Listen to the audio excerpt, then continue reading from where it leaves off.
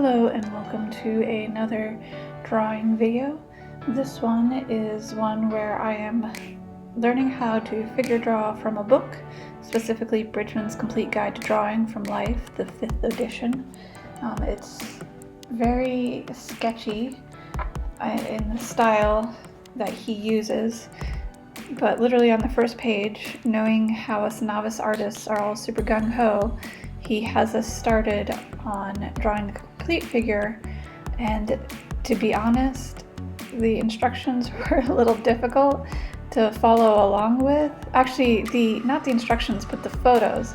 So if you follow each photo step by step, you'll kind of not get to the point where you need to go. But if you follow the instructions, you kind of get to where you need to be. And I almost wonder if this first page where he is having me draw this figure is as a starting point, both to get your wiles out as a novice and also for later comparisons of your drawings when you hopefully get a little bit better after following along in his book a little bit more. It's a very conceptual book. So here I am drawing out like 7.5 heads, and that is because the next thing that he talks about for drawing is proportions of the human figure, which is kind of like, duh, you need to know that. He talks about a couple of different measurement styles, but mostly he's talking about drawing the proportions in terms of heads. I kind of like the 7.5 heads as Dr. Paul Richer's proportions versus Michelangelo's 8 heads. Michelangelo, as you know probably just from seeing his drawings, is really known for beefy, meaty dudes and ladies. Like, they're extremely muscular, kind of big people. So I also tried to draw the female version, 7.5 heads, while making it shorter, but didn't really quite get my measurements right. So the two on the left are 7.5 heads tall, and they are the Dr. Paul Richer versions for proportion, male and then female, and you can tell I kind of botched it. Not horribly, but it ain't perfect. Michelangelo's, I also kind of botched that one, just because I couldn't really tell how wide I actually had to make the guy.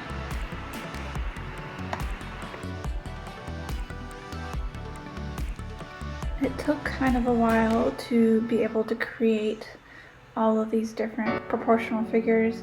If you do have the ability to get the book, totally would recommend that you actually draw them just for practice, like I'm doing here.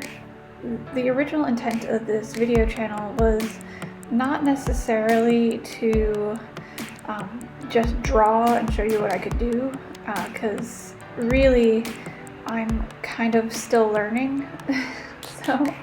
So yes, I can intermediate draw. I'm an intermediate drawer. But what I wanted more to do was to go on that journey with you from intermediate to advanced. And so if you are able to get the book, totally recommend it. Follow along, do the drawings with me. Totally be like, damn, I'm better than this girl. Like, as long as you do the practice or try the drawings yourself, I'd say you'd be going quite a ways further than most other people. Now here, I am doing just like the masses of the figure. Now one thing that he talks about a lot in his book is mass. So cubic forms, solid forms, cylindrical forms, and it often looks like he even has a whole section dedicated to making kind of like clay figures out of blocks on a wire. If you could actually do that, that would be cool, just to get the proportions and the blockiness right. Or you can buy one of those silly little mannequins online that you see everywhere, the little wooden ones. But here he is basically superimposing the skeleton on top of these blocking masses, which are supposed to represent the proportions. But once again, on the left, I've got a little bit of a better one And then on the right, I've kind of botched the squares again. My head's too short and it's too far away from the body. But the other two blocky masses, as you can kind of tell probably just from looking at it with your eyes right now, are fine. But the head is just like this tiny little head that's floating out in space. So obviously this was a good exercise for me to do, just to see that mistake that I was making already right there. Another thing that I'm doing that I'm kind of taking from his stylistic, drawing style from his book is I've turned the pencil flat and made it into more of a sketching pencil, which also makes this go by so much faster and lends a lot of character to your shading that you wouldn't otherwise get if you were just using the sharp tippy point of the pencil. Another thing that this does is it actually keeps your pencil sharper for longer, which I like, because it takes quite a bit of time to get the pencil sharp to the right point with the pencil sharpener and not break it. So may as well save yourself some time. Start sketching on the side. Now when I do use the point of the pencil is when I'm a little less sure of my lines and where I'm placing them, and so I need a little bit more precision and control. But another thing about turning the pencil to the side is it forces me to make the decisions better, and my lines are less sketchy. They're actually more of a straight line. I don't second guess myself as much. So if you have those kind of hairy lines, I'd almost suggest trying out this laying the pencil on the side to be kind of sketchy.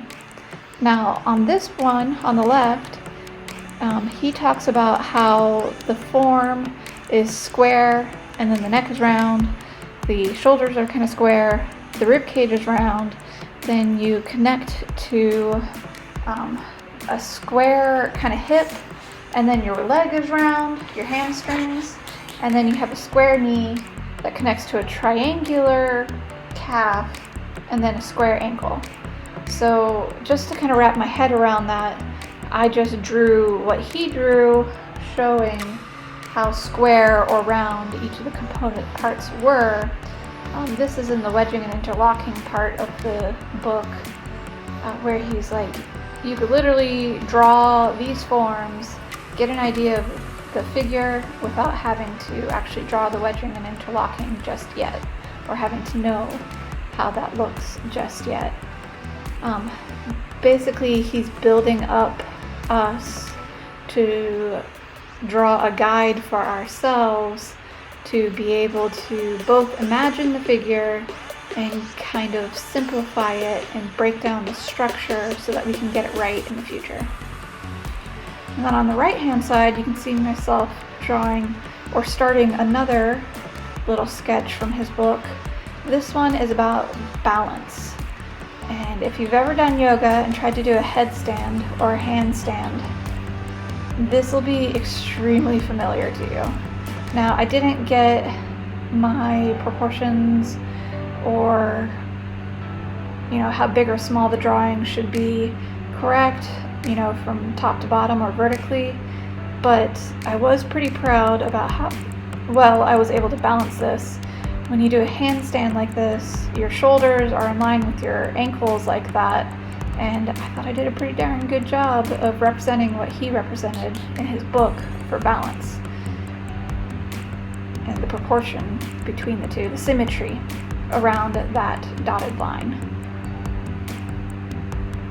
And that is the end. Thank you guys. Please like and subscribe.